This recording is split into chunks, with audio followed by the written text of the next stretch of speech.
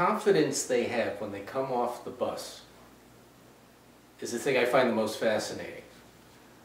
They're happy to see, you know, their parents again. You know, Ryan's happy to see us, you know, their hugs and such. But there's a confidence they have on the ride home. The things they talk, you know, the things Ryan would talk, I keep saying that the things Ryan would talk about coming home, but with a tone that, you know, I've accomplished something, you know, I'm really good at this. I enjoyed this. I did some things I didn't expect. Things went really well. Mm-hmm. And let me tell you all about it. And that kind of confidence is very nice to see, because, you know, when a school year starts, sometimes that happens, sometimes it doesn't. And it's nice to see your son come back, you know, with a lot of power in his step, and feeling he's really becoming something. To me, the lake, that's what drew me in. I don't know. We can't supply a lake. Yeah, but there's so much living by a lake and exploring and going into islands and swimming or kayaking and canoeing. We can't do that here. We don't have that to offer at camp. To me, that was central. Yeah, you know, and again, I think you're really fortunate that and I know how long and how hard your family looked to find that particular piece of land to build the camp. I mean, just the you know, even notwithstanding how much work you had to put into it, but just kind of being on the lake, and that particular spot. That lake is pristine. I mean, it is you know, what they make stories about. You know, it really is. I can't say enough about it. And you know how much I enjoy being on the lake. Yeah.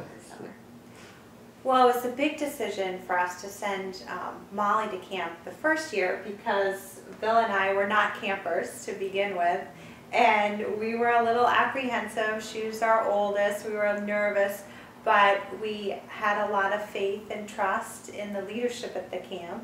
And we talked to several families who had sent children to the camp. And so we did the trial. We did the Bobcat the first year. And when we picked Molly up, she talked nonstop for at least 3 weeks about all the fun things at camp. So we decided she had such a wonderful experience with the Bobcat. We decided to do the 3-week session last summer for the first time. It was hard from a parent perspective, sending her so far away for 3 weeks. But we knew, and it's not a joke, and we say every day since she has been home, at least once a day, something comes up about camp. Based on what you had said to me, call anytime, which was huge for me. I felt like, wow, this director of this camp is telling me I can call whenever I want to call.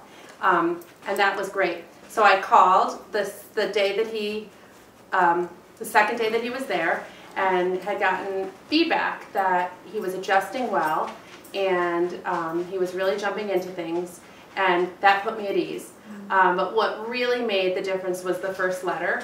And I had actually been warned by several moms, seasoned moms, that sometimes that first letter comes home and they're homesick, and not to worry, because sometimes it takes a little time to adjust. Well, Alex's initial letter was, I love it here. I have made, everybody's so nice. I have made great friends. Like, he just was so excited, and I felt like I was really able to sit back and relax, and you know, I knew that he was in good hands. You know, biggest anxiety is, you know, is your kid going to make friends? Is he going to be homesick? You know, or you know, are the staff going to look out for him or her? You know, I think you know, knowing also somewhat how much you guys as the directors kind of invest in the staff, and on an ongoing basis how you work with the staff, and kind of you have the weekly meetings where you kind of go through every, you know, after hours you sit down and you with the staff and you go through every camper, and you know, how are they doing, how are they fitting in, what are the issues, what do we need to be concerned about, what do we need to look out for. I think that's kind of, you know, very reassuring to know because I know it at other camps. I used to, my siblings used to work at other camps when they were growing up, and I'll tell you, you know, you don't have meetings like that where you sit down for hours and you know, with the directors, with the staff, and go through every camper. And I think those are it's great that you do that, and I think it's a very useful tool.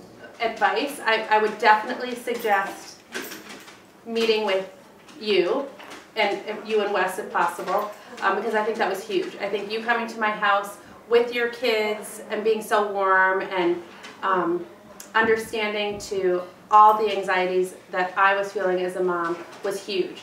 So I would definitely say to sit down and chat with you, meet with you. I would definitely go up to the camp if you can, because that was huge. We would never have gone up that far north, but we decided to make it into a weekend trip, and we went up and we saw the facility, and the facility is beautiful, and we just saw how the camp was run, and it was really just a great experience. So I would definitely suggest that.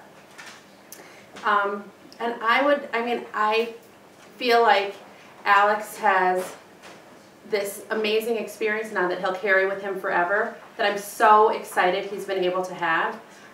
So I would not hesitate to try it for at least 1 year, and you know, hopefully their children will have as great of an experience as Alex did. The first thing is, there's no sin in just having some fun in the summer. One of the beauties of your camp is it's fun without any particular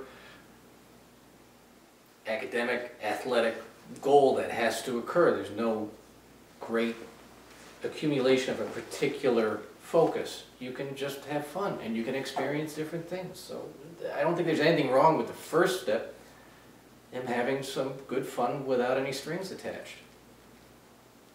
And because he says he loves it there, and that's the one place he feels he can totally be himself without being judged by others. He says that he doesn't feel he could do that at school, and he really feels like he can at camp. Homesickness was probably something I might have worried for Danny, but he was fine. Because he had never really been away. I don't know how we didn't worry about that, Yeah. but I believe that I guess in his notes he always sounded confident, and I trusted your judgment when you said, you know, that it was going to be through notes and letters, and to believe in your child. And I really think you have to believe in them, because that gives them confidence that it'll be fine, and it really was.